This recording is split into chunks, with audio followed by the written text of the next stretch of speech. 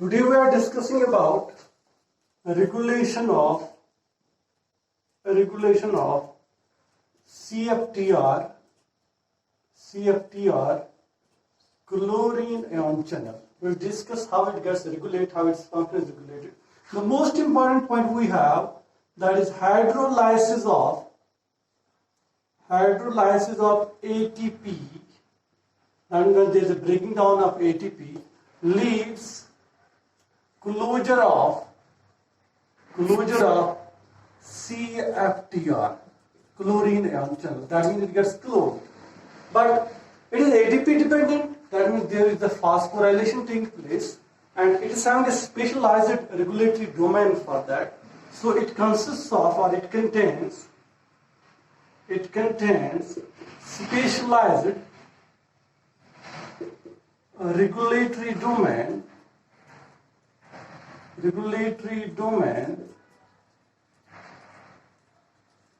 on which phosphorylation takes place,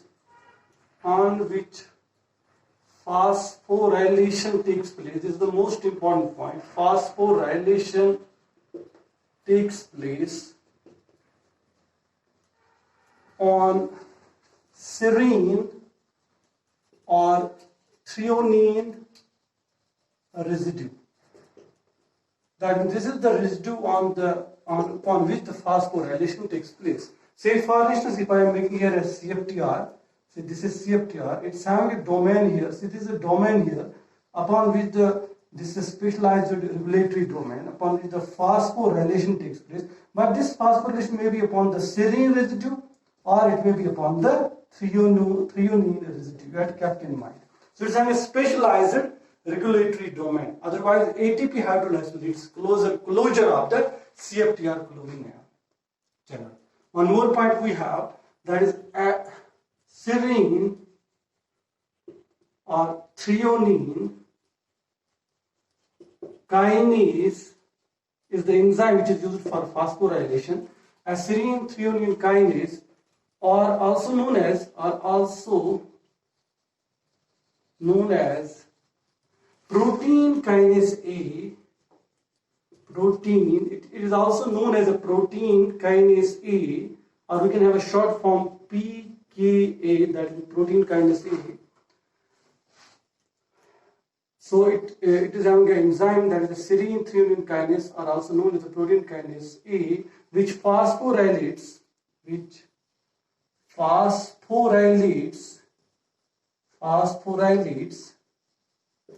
regulatory domain. That means this regulatory domain is phosphorylated. Then there is an addition of phosphate with the help of an enzyme. That enzyme is known as a serine threonine kinase, or we can also call it as a protein kinase A. The most important point you have to keep in mind, protein kinase A is a cyclic AMP dependent enzyme. That means it is dependent upon adenosine monophosphate. Is a AMP dependent enzyme which mainly gets activated during GPCR signaling. That means G protein cell recognition signaling. During that, what happens? This enzyme, that is protein kinase A, it gets activated. You have to keep in mind, protein kinase A gets malactivated during the GPCR signaling. Actually, it is a cyclic AMP dependent enzyme. That is a cyclic adenosine monophosphate dependent enzyme. Yet it gets malactivated when there is a GPCR signaling. Now, one more important thing, that is intestinal bacteria. Like we have intestinal bacteria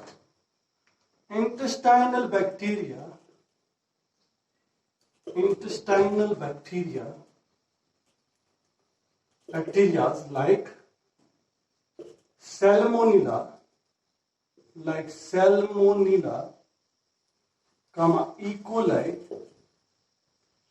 and Vibrio cholera cholera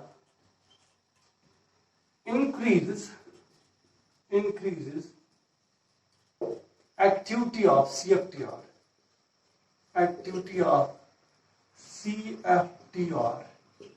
or we can say they activate the activity of actually PKA, that is protein kinase A, which leads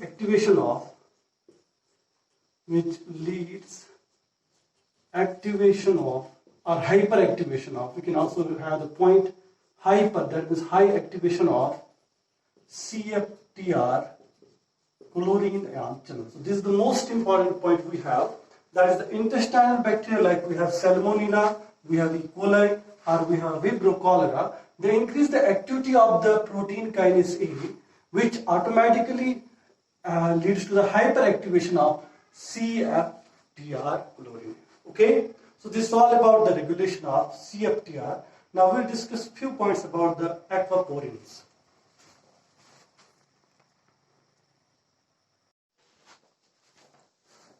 Let's have a few points about the aquaporins.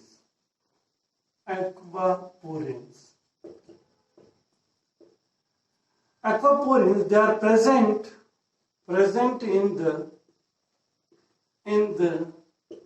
animal cells, plants, bacteria, and fungi. They mainly transport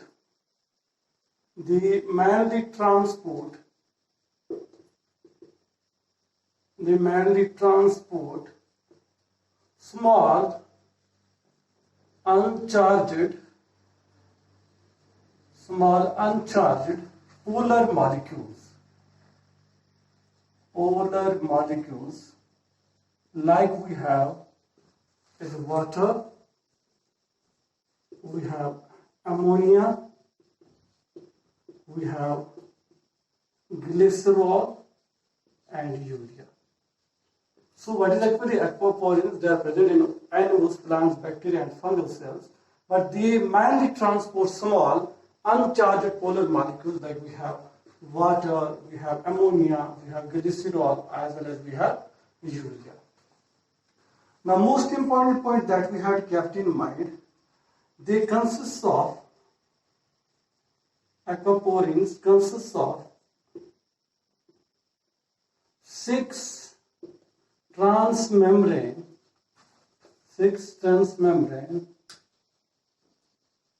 helices.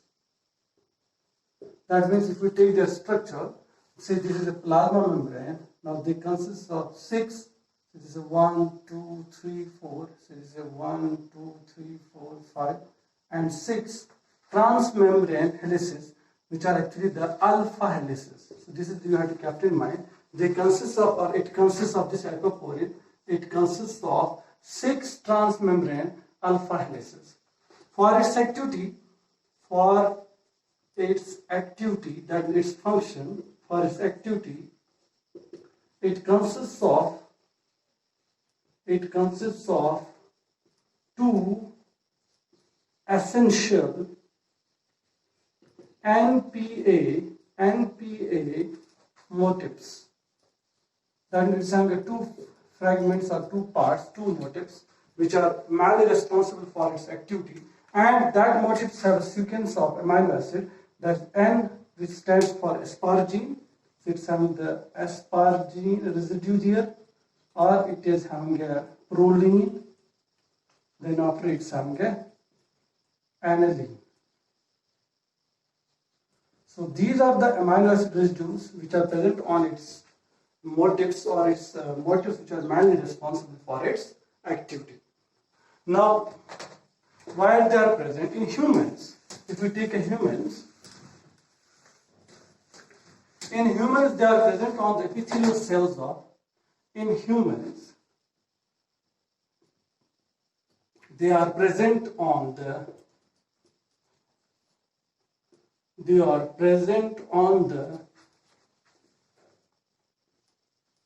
epithelial cells of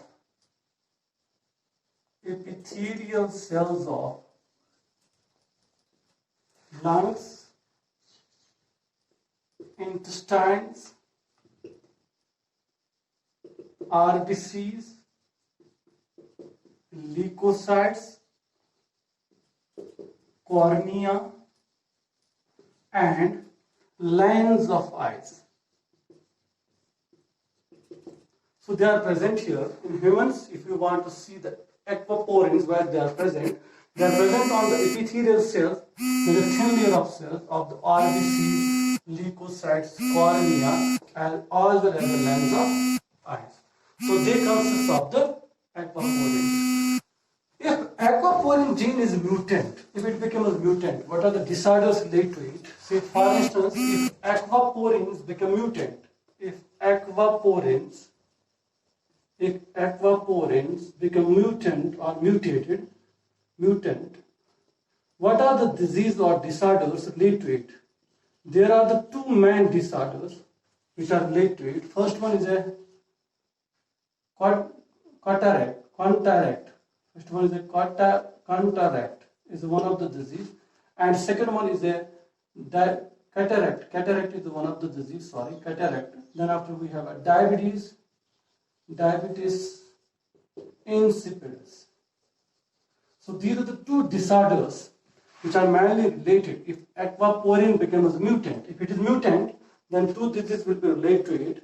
One is a cataract, and second one we have is a diabetes insipidus. So these are the two diseases which are related to the aquaporins if they become mutant.